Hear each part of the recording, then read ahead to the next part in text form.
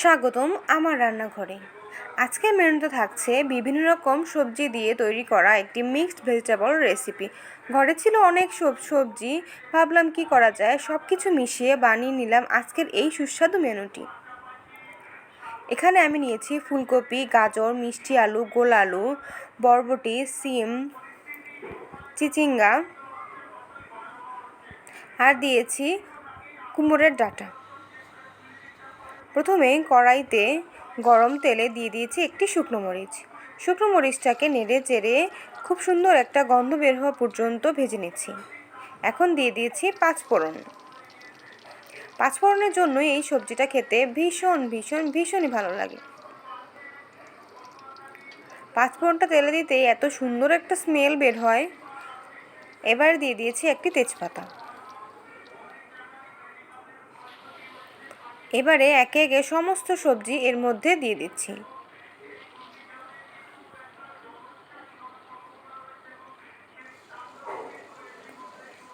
আপনারাও আপনাদের ঘরে থাকা সমস্ত সবজি এভাবে মিক্সড করে একটা দারুণ সুস্বাদু ভেজিটেবল তৈরি করে ফেলতে পারেন। এই ফাঁকে মশলা রেডি করে ফেলছি।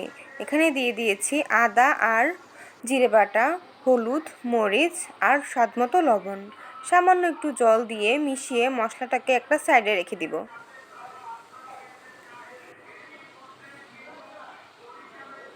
এবার সমস্ত সবজিতেই মশলাটাকে অ্যাড করে দিচ্ছি। নেড়ে চেড়ে মশলার সঙ্গে সবজিটাকেও খুব ভালো করে কষিয়ে নেব।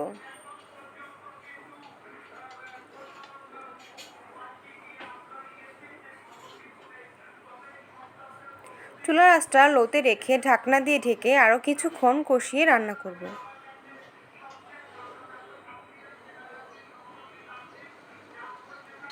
সবগুলি সবজি সিদ্ধ হয়ে আসা পর্যন্ত ঢাকনা দিয়ে ঢেকে কিছুক্ষণ পর পর উল্টে পাল্টে নেড়ে চেড়ে রান্না করে নিতে হবে।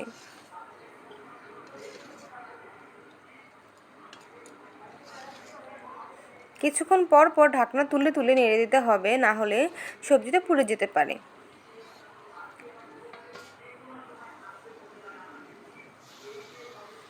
এই তো সবজিটা প্রায় নরম হয়ে এসেছে। এই পর্যায়ে সামান্য একটু জল অ্যাড করেছি। জল দিয়ে আর 5-6 মিনিট রান্না করে 1 চামচ চিনি দিয়ে দিই। সবশেষে কিছু ধনেপাতা দিয়ে নামিয়ে ফেললাম।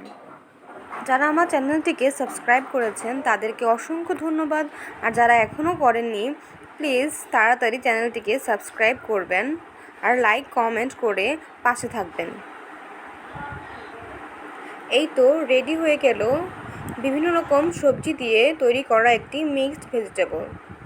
রুটি, পরোটা বা গরম ভাতের সাথে এই সবজিটি খেতে দারুণ লাগে। বাসায় বানিয়ে খাবেন কিন্তু, আর কমেন্ট করে অবশ্যই জানাবেন।